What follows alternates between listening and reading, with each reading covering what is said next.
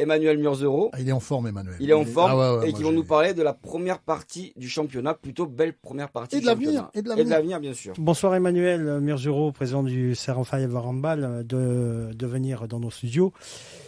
Emmanuel, d'abord, bonne année, meilleurs vœux. Merci, excellente année, bonne santé surtout. Tout à fait, et une très belle année sportive. Je pense que c'est bien engagé, Oui, vous l'avez bien fini cette année avec une victoire à Nîmes. Alors oui, en fait, elle est pas tout à fait finie parce qu'il y a un match à Istres en retard. Et en fait, le calendrier fait qu'on va commencer cette année en fait en jouant contre Nantes, mais qui en fait est le match de la première partie de saison. D'accord. Et on va rejouer contre Nantes juste après, qui sera la confrontation de deuxième partie de saison. Voilà, c'est un petit peu particulier. Mais pour nous, on a fini la première partie de championnat. Deux fois Nantes de suite. Et oui, c'est ça. C'est comme ça. C'est comme Covid. Merci Covid. Oui, tout à fait. Voilà. Monsieur Covid, toujours, évidemment. Toujours le même. Bilan positif pour l'instant. Bilan, oui, très positif. Quatrième place, objectif de quatrième place, exactement. Alors déjà, ça veut dire qu'on progresse par rapport aux 2 saisons précédentes. L'année dernière, on avait fini 8e sur 16. La saison précédente 8e sur 14, alors c'est toujours 8e mais voilà, il n'y a pas autant d'équipes, donc c'est bien, donc on a progressé là-dessus. Et puis surtout notre premier objectif sur cette saison, c'était de rentrer dans le championnat tout de suite, chose que les années précédentes on avait du mal à faire. Donc là les garçons se sont très rapidement mobilisés, concentrés. C'est vrai qu'on avait l'avantage, c'est que l'équipe, il n'y avait pas de nouveau, donc tout le monde se connaissait, donc ça peut être aussi un point positif. En tous les cas, ils sont rentrés tout de suite dans leur sujet et ils ont démontré, et ça tout le monde l'a vu, et c'est ce qu'on attendait d'eux, un vrai engagement, et comme on dit, voilà, ils ont vraiment mouillé le maillot. Sur chaque match, ils se sont engagés. Ouais, notamment un fameux match, un fabuleux match contre Chambéry, où à 3 minutes de la fin, ils perdent moins de 2 buts, et en fin de compte, ils gagnent à l'arrache, mais ils se sont arrachés, ils se sont battus comme des guerriers. On a vu, mais franchement, honnêtement, là, on a retrouvé un peu une vraie équipe avec des vraies valeurs et honnêtement, une solidarité, mais franchement, moi, j'ai été dans les tribunes et honnêtement, j'ai fait « waouh !» Là, ça mérite la 4e place, peut-être voire plus. C'est vrai qu'il s'est passé quelque chose, et puis c'est passé quelque chose surtout avec le public.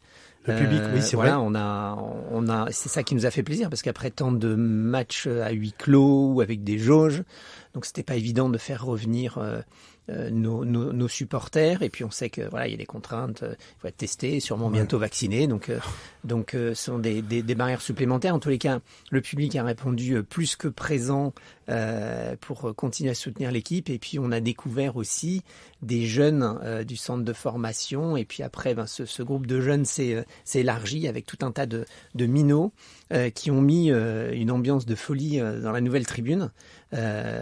Et ils étaient en communion avec leur idole, les joueurs qui étaient sur le terrain, et ça a créé une alchimie impressionnante. Et voilà, c'est ce que tu disais, ça arrive à générer une intensité incroyable. Ça soutient les joueurs, évidemment, quand ils sont sur le terrain, quand ils en ont besoin à certains moments. Et puis ça donne envie surtout à tous nos jeunes de faire la même chose, et puis de se dépasser quand eux jouent leur propre match. Bon, on va parler un petit peu fin de saison. L'objectif, toujours 4e place pour jouer l'Europe. 6, c'est déjà bien. 6 ? Oui, 6, c'est déjà bien. Allez, 4. Ouais, 4. Emmanuel, 4, allez. 4. Faut... un petit joueur, quand même. Déjà 6, c'est quand même ambitieux. On a fait 2 saisons à 8, donc je pense qu'il faut être raisonnable. Et puis, évidemment, on veut tous, on aime tous notre équipe, on cherche tous la performance, mais après, il faut pouvoir... aller la chercher, l'assumer, la maintenir. Donc je pense qu'il faut y aller plutôt progressivement et de façon constante. Il faut pas faire un coup une année et puis ensuite redescendre, s'écrouler. Il y a beaucoup de challenges, il y a beaucoup de difficultés. C'est sûr qu'en plus le contexte là est très particulier. Pour les joueurs, c'est compliqué pour tout le monde, et pour les joueurs, je veux dire peut-être un petit peu plus. Ils ont une physiologie quand même qui est particulière par rapport à nous. Et le moindre petit bobo, le moindre pépin, et sans parler d'une éventuelle contamination Covid, fait que ils sont très diminués. Donc 6e, ce serait déjà bien. Bon, avec pour l'année prochaine un nouvel entraîneur qui a été annoncé. Oui. Nouveau gardien. Ouais, nouveau gardien. Voilà, nouveau gardien. Pas mal de changements. En fait, des arrêts, non. Perspective, non. Personne n'arrête pour l'instant. Alors, arrête sa carrière. Oui. Alors, je ne pense pas. Je pense que non, certains joueurs continueront, alors pas forcément au niveau du club, mais continueront leur carrière. Alors, c'est sûr qu'il y a beaucoup de changements. C'est pas des changements qu'on a voulu ou que j'ai voulu. C'est simplement fin de cycle, tout bonnement. Non, c'est pas fin de cycle. C'est simplement que voilà, tous les ans il y a des arrivées, des départs, et c'est vrai que là on s'est retrouvé avec une gestion des contrats qui a fait que il y a eu beaucoup d'échéances de contrats à la même période, la même année. Voilà. Donc ça, on va essayer justement de décaler un peu ça pour ne plus être confronté à ce genre de situation.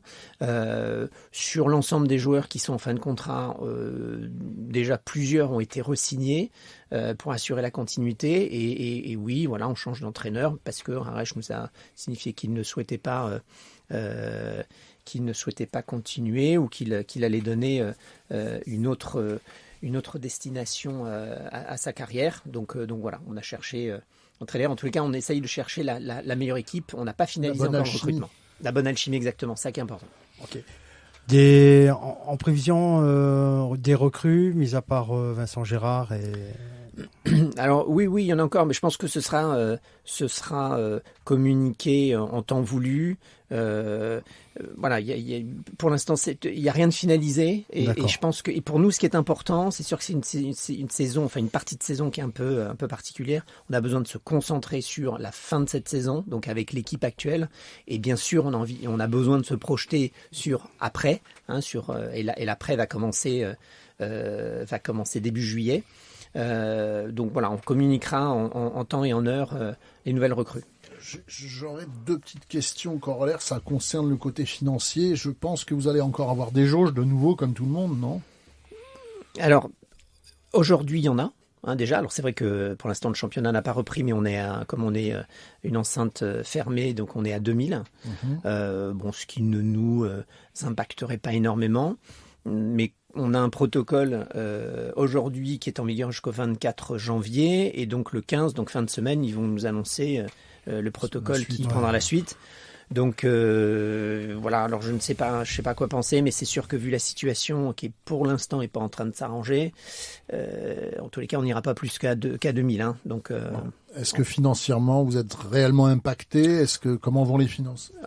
Bien sûr, tout le monde est impacté. Un club vit de la billetterie, donc si on la limite, ça fait moins de recettes. Un club est aidé par les collectivités locales qui, pour X raisons, etc. Donc évidemment, ne donne pas plus, voire moins, plutôt moins d'ailleurs. Et puis le reste des financements, donc c'est des partenaires privés, des entreprises, qui elles aussi.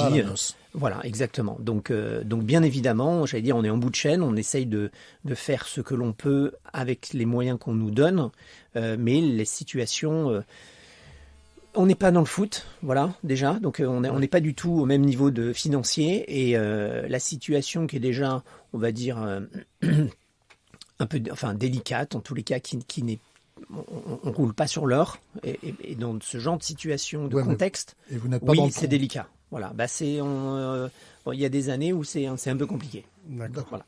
Bon, la reprise, ça sera le... Donc la reprise, c'est le 6, dimanche 6 à 17h. On reçoit Nantes. Donc, grosse affiche. Nous invitons... venez nombreux, exactement. Venez nombreux, venez. Ouais. Et voilà, je te remercie.